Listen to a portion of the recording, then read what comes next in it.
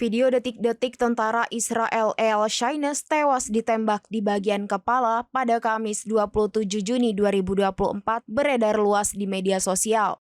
Rekannya di Kesatuan Pasukan Pertahanan Israel mengaku sebelum tewas ditembak Eyal tengah berbincang dengan ibunya melalui sambungan telepon. Bahkan ia sempat mengaku ingin pulang dan meminta tolong sesaat sebelum terkena bidikan sniper Hamas.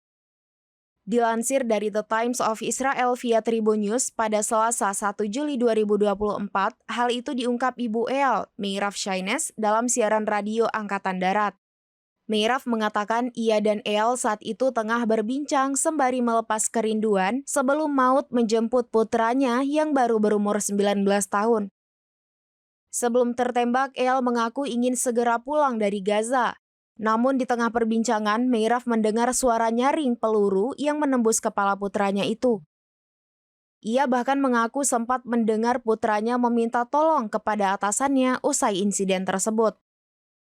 Mendengar teriakan putranya itu, Meirav sempat berpikir bahwa putranya hanya luka ringan. Namun perbincangan mereka melalui telepon saat itu merupakan momen terakhir Meirav berkomunikasi dengan putranya. Eyal dinyatakan tewas usai terluka cukup parah akibat peluru yang ditembakkan sniper Hamas tepat menembus kepalanya.